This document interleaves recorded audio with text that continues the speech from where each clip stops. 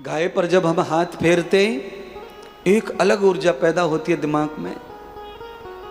आप कभी जाना गौशाला में और गाय की गर्दन के नीचे खुजली करना, मैं गारंटी कहता हूं आपके सारे के दुख वहीं खत्म हो जाते हैं, आप चिंता मुक्त हो जाते हैं। गाय की गर्दन को खुजा के देखना, आपकी चिंता खत्म हो जाएगी। और ये प्रयोग आप करके देख लो, कल देख लो, परसों देख लो। गाय के मुख का नीचे का हिस्सा अपने कंधे पे रख लेना, मैं गारंटी से कहता हूं आपको हर काम में सक्सेस कर देगा वो मुख, हर सफलता दिला देगा।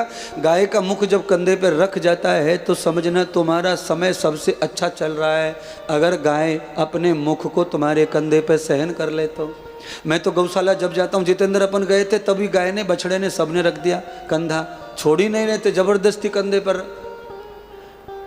महाराष्ट्र में भी वही हाल है, गौशाला में केवल चले जाओ, गाय सबसे पहले आके मुंह रगड़ती है कंधे पर।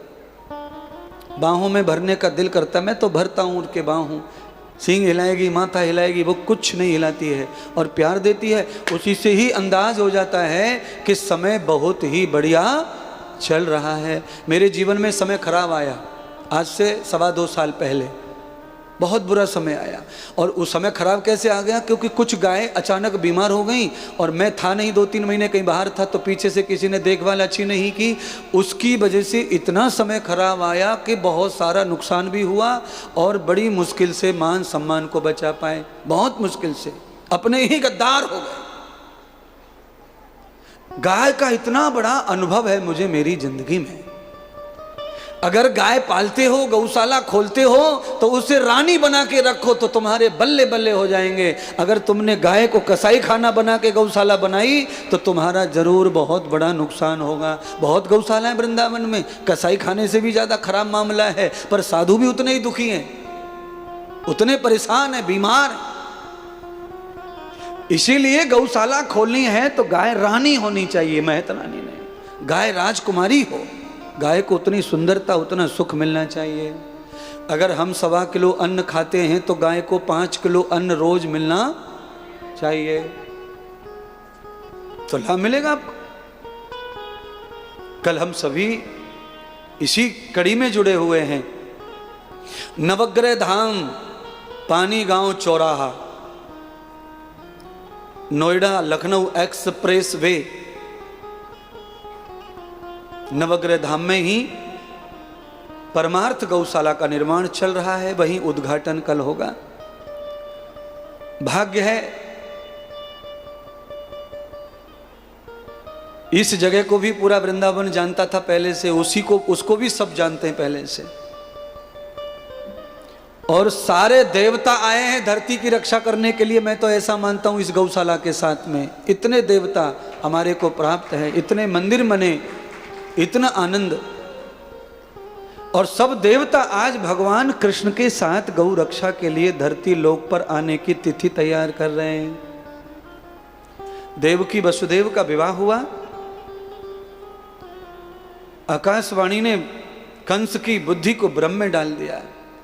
आकाशवाणी कहते हैं खोखली आवाज को, रास्ते पे चलते हुए 4 लोग मिल जाएं और वो कान में कुछ कह दें, उसे आकाशवाणी कहते हैं। और आकाशवाणी केवल भ्रम पैदा करती है, चैन छीन लेती है वो।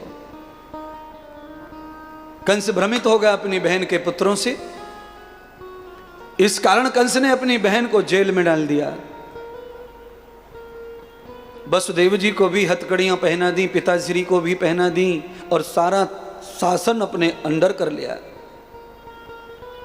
समय आया, वसुदेव देवकी के वंश पैदा हुआ, औलाद पैदा हुई। कंस ने 1, 2, 3, 4, 5, 6, 7 सभी संतानों को मारने का निश्चय किया था। कंस ने 6 संतानों को तो वध कर दिया, 7वीं संतान योग माया से वसुदेव की पहली पत्नी को प्राप्त हो गई गुपचुप। 8वीं संतान कृष्ण के रूप में देवकी के यहां उनकी रक्षा के लिए प्रकट हो गई। भादो आधी रात अष्टमी कृष्ण लिए अवतार।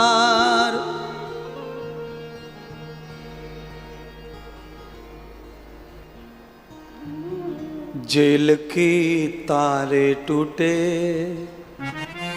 कंस के छक्का छूटे।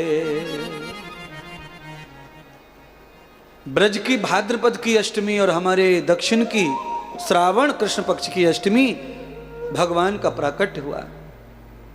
ताले टूट गए, दरवाजे फूट गए, पहरेदार सो गए और सब देवताओं के साथ मेघ और बादल धरती पर आ गए। इतना अंधेरा कर दिया। देवकी ने पल्लू फाड़ कर लाला को ढक दिया। अनाज फटकने के सूप में वसुदेव ने लाला को बिठाया। ऐसी परिस्थिति में भगवान पैदा हुए। आप कल्पना करना, किसी गरीब घर में कोई महापुरुष पैदा हो जाए ना तो बहुत दिनों तक तो उसे कोई मानने कोई तैयार नहीं है। और भगवान की परिस्थिति कैसी है कि जन्म जेल में हुआ और जन्म से ही माँ बाप छूट गए। इतनी भयंकर परिस्थिति है इस इंसान की। कौन कहेगा कि ऐसा व्यक्ति जन्म के समय जिसके माता पिता छिन गए हों और वो भगवान बनेगा, ऐसा कहना संभव ही नहीं। इसलिए कौन कैसे स्टार लेकर पैदा होता है ये कोई कुंडली से बता सकता नहीं है। यम ब्रह्मम चेष्टाम ब्रह्म युक्तानाम। धारण कर लिया वसुदेव जी ने, सिर पर पधरा लिया सूपड़े को। और जैसे ही श्री ठाकुर जी सूप में बैठे, सिर पर आए,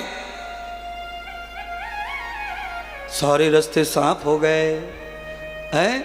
आज पूरी कथा मैंने बुद्धि की बदनामी की। क्यों बदनामी की? क्योंकि बिन हरि बुद्धि काम की है ही नहीं।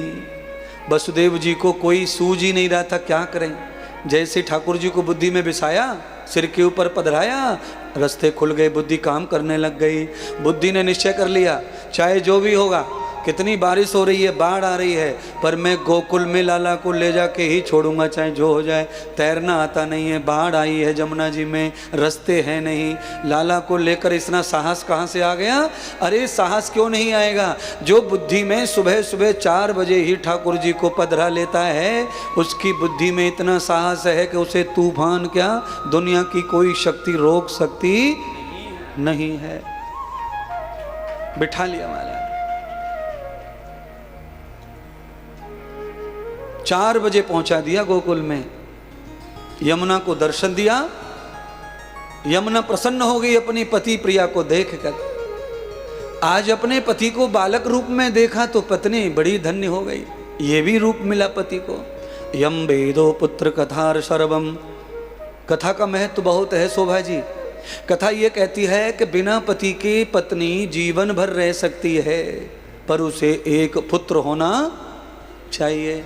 पुत्र के लिए करोड़ों महिलाएं जीती हैं और पति की कभी याद नहीं निकालती पुत्र के लिए। तो आज यमुना महारानी को अपने पति देव को बालक के रूप में देखने का सौभाग्य मिला और उसकी वजह से ही यमुना बिना पति के खुशी खुशी रहना पसंद करती हैं। यम वेदो ब्रह्माणम तथा। क्योंकि यमुना का आनंद क्या है, इधर गए हैं, वहाँ पर पति देव का घर है, उसके किनारे रोज घूमती हैं यमुना जी, देख लेती हैं पालने में। और वो इधर घूमते हैं, लीला करने आते हैं, तो यहाँ पर भी आ जाती हैं किनारे किनारे चल के वृंदावन में, यहाँ भी अपने पति देव को देख लेती हैं। पति मिले न मिले, पर पति को यदा कदा देखना भी हो जाए, पर दिल सच्चा होना चाहिए, उससे भी आनंद की प्राप्ति होती रहती है।